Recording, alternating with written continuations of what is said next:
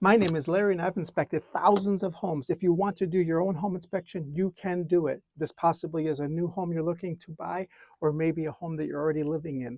I'm going to give you some of my best tips for do-it-yourself home inspections. The most important thing to remember is underneath. What is underneath your home? If there's a crawl space, force yourself to get in there. You need to know what the foundation and what the structure is under your home. It doesn't matter if it's a basement or crawl space, you have to get underneath. Now, when you're underneath your house, it's all about the wood structure.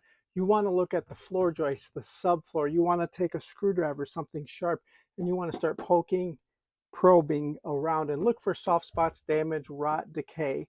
Now, a word of advice, your main areas to inspect under the house is anywhere near the foundation for termite damage, water damage. Also look underneath all your plumbing locations, such as kitchens, bathrooms. Those will be your main spots for water damage. If there's plumbing, there's possibly water damage. Another piece of advice is on the front and rear or side doors, anywhere where there's an exterior door, go ahead and pull back that insulation and look underneath there. That's also where you'll find water damage. Now, when assessing foundation cracks, there's a lot of different types: block, stone, poured concrete.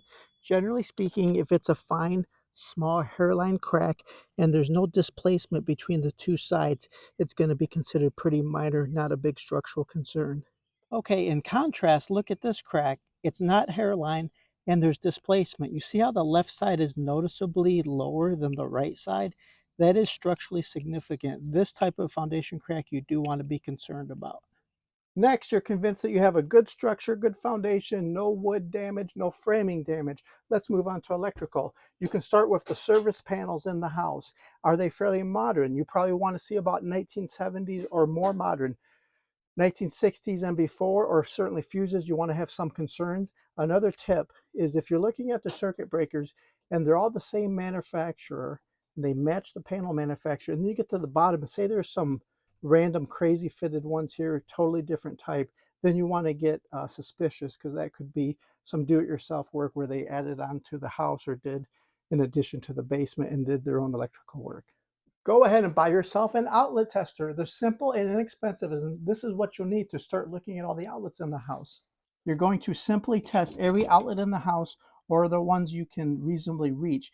The tester will tell you if there's any abnormal conditions. So this one currently has open ground. That means the third prong is not grounded. You'll find this in pre-1963 homes that are only a two-wire system. Even though you see three-prong, maybe it's not actually grounded, and that is considered a safety hazard. You want to see if anything's tripped in the house, are all the light switches working correctly, all the GFI safety outlets in the house working correctly. Now, with your handy dandy tester, you can simply test it. If it's working correctly, your GFI outlets should trip in your kitchen, bathroom, garage, and unfinished basements. Okay, you're convinced there's no significant electrical problems. Let's move on to plumbing. Now, what I like to do in each bathroom is go ahead and turn on every single plumbing fixture in that bathroom. You want to make sure you have good water flow, everything works. You want to make sure the toilets are tight to the floor. You don't want any wobbly toilets. That's going to be water damage. Another tip on plumbing is look at the water lines. If they're like a galvanized, steel galvanized gray water line from pre-1950s, you do want to get concerned. That will reduce over time and you'll get very poor water pressure and it's very expensive to replace. This is what copper pipe looks like. Industry standard, good stuff. This is what PEX tubing looks like. That's good stuff as well. Generally, that's very quality.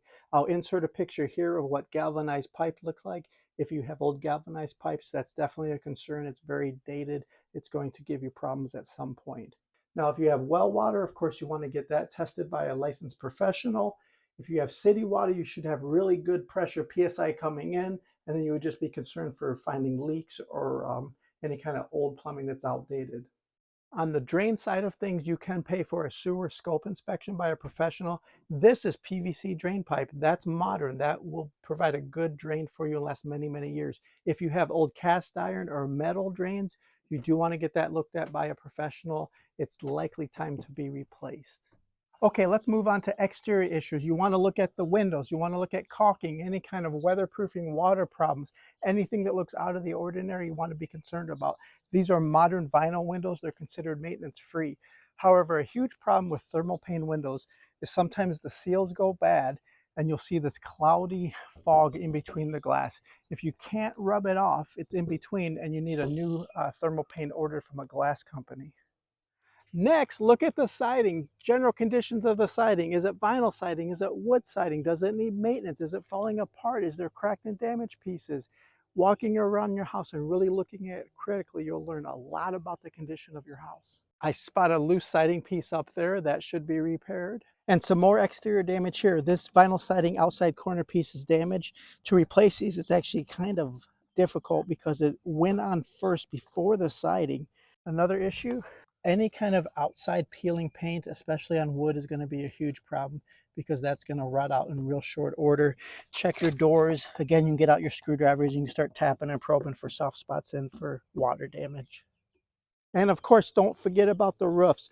The roofs are very important. Composite shingles are the most common product in America.